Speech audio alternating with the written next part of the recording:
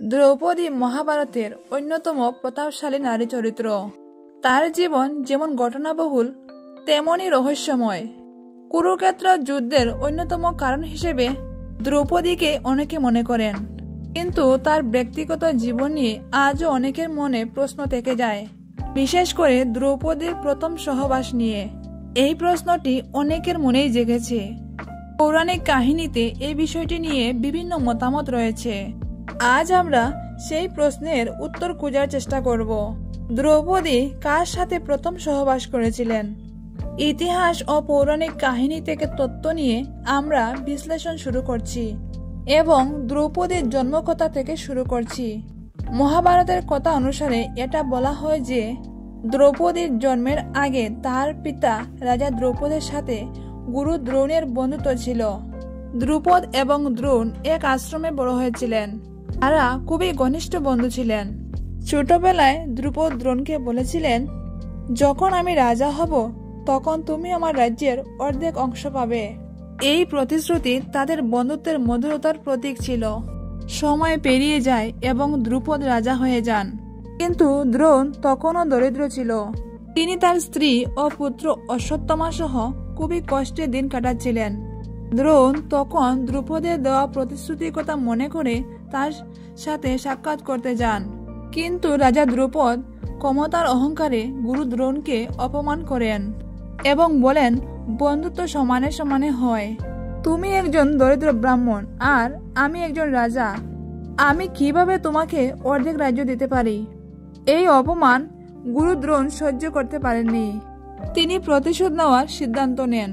এরপরে তিনি কৌরব ও পাণ্ডবদের অস্ত্র শিক্ষা দেন এবং অর্জুনকে নিজের সেরা শিষ্য হিসাবে গড়ে তোলেন। অর্জুনের সাহায্যে গুরু দ্রোণ রাজা দ্রুপদকে পরাজিত করেন এবং পাঞ্চালের অর্ধেক রাজ্য দখল করেন। কিন্তু রাজা দ্রুপদ এই অপমান ভুলতে পারেননি এবং দ্রোণকে পরাজিত করার জন্য একটি মহাশক্তিশালী সন্তান পাওয়ার পরিকল্পনা করেন এবং তার জন্য তিনি একটা মহাযজ্ঞের আয়োজন করেন এবং যজ্ঞে আহুতি দিতে দিতে তিনি এক পুত্র সন্তানের কামনা করেন। এর ফলে অগ্নিকুণ্ড থেকে ধৃষ্টদ্যুম্ন এবং দ্রৌপদী বেরিয়ে এলেন। দ্রৌপদী রাজা দ্রৌপদের কন্যা ছিলেন বলে তার নাম রাখা হয় দ্রৌপদী। আবার তাকে যজ্ঞসিনীও বলা হয়, কারণ তিনি যজ্ঞ থেকে বেরিয়ে এসেছেন। রাজা দ্রৌপদ সংকল্প করেছিলেন যে তিনি এমন একজন যোদ্ধা পাত্র নির্বাচন করবেন যিনি দ্রোণ ও কৌরবদের বিরুদ্ধে যুদ্ধ করতে সক্ষম হয়। এই জন্য তিনি দ্রৌপদীর জন্য একটি কঠিন স্বয়ংবরের আয়োজন করেন। সেখানে মগধ, তেজি, কলিঙ্গ এবং হস্তিনাপুরের কৌরব ও পাণ্ডবরা এই স্বয়ংবরের খবর পেয়ে সেখানে উপস্থিত হন।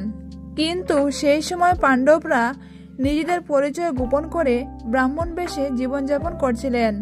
প্রতিযোগিতা শুরু হওয়ার পর অনেক রাজা মহারাজা স্বয়ংবরের শর্ত পূরণ করতে ব্যর্থ হন।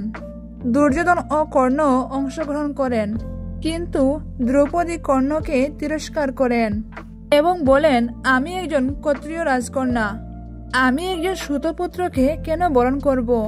অবশেষে ব্রাহ্মণ বেশে থাকা অর্জুন দ্রৌপদীর স্বয়ংবর সভায় উপস্থিত হন এবং অর্জুন ধনুকটিকে তুলতে সক্ষম হন এবং শর্ত পূরণ করে মাছের চোখে তীর নিক্ষেপ করেন।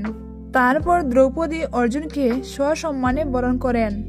অর্জুন সহ 5 পাণ্ডব দ্রৌপদীকে নিয়ে তাদের মা কুন্তির কাছে যান, কিন্তু ঘটনাক্রমে কুন্তি না জেনে বলে ফেলেন, যা এনেছো তা 5 ভাইয়ের মধ্যে ভাগ করে নাও।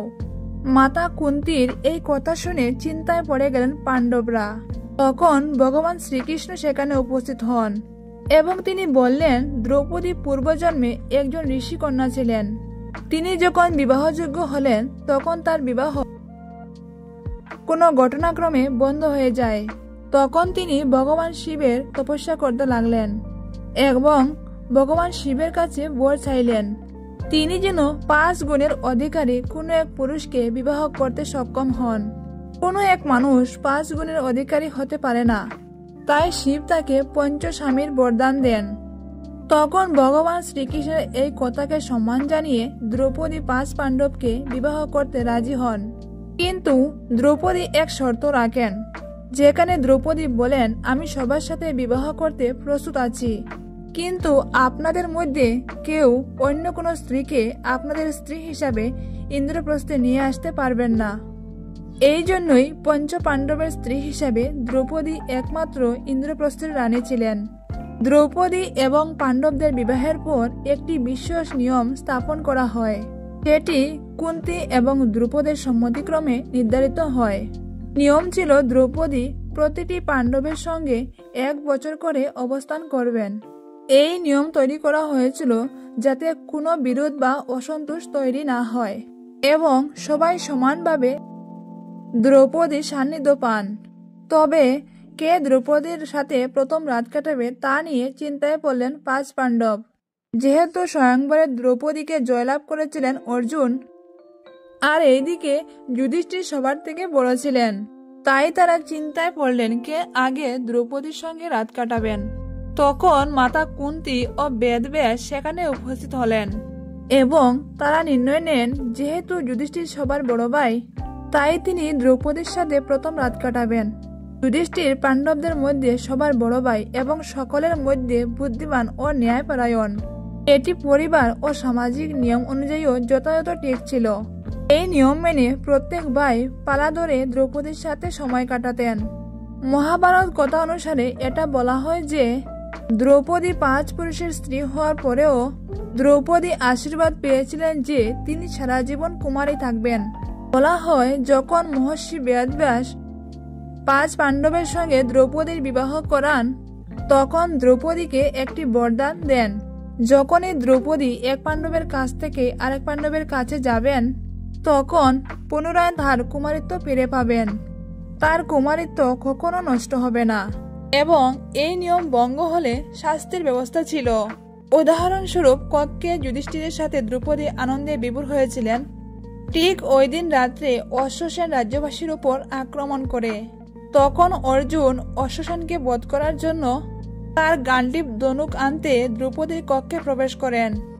যখন তিনি দ্রৌপদীর কক্ষে প্রবেশ করেন, তখন তিনি দেখতে পান তার জ্যেষ্ঠ ভ্রাতা যুধিষ্ঠিরের সঙ্গে দ্রৌপদী গভীর মিলনে আচ্ছন্ন হয়ে আছেন। অর্জুন এইভাবে নিয়ম ভঙ্গ করেন, যার ফলে তাকে 1 বছর ব্রহ্মচর্য ও বনবাসে যেতে হয়।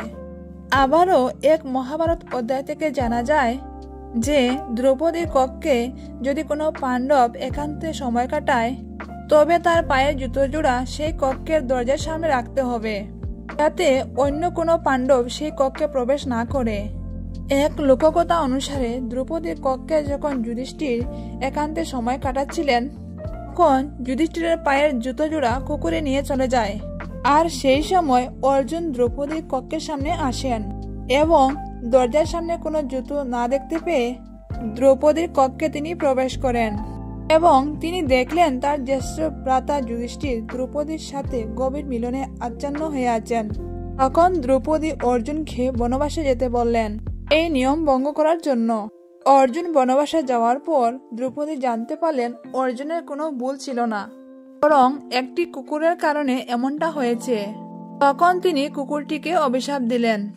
অভিশাপটি কি ছিল আপনারা অবশ্যই জানেন। যদি জানা না থাকে তাহলে আমার চ্যানেলে অন্য একটা ভিডিও দেওয়া আছে, সেটি দেখতে পারেন। আর বন্ধুরা, ভিডিওটি কেমন লাগলো?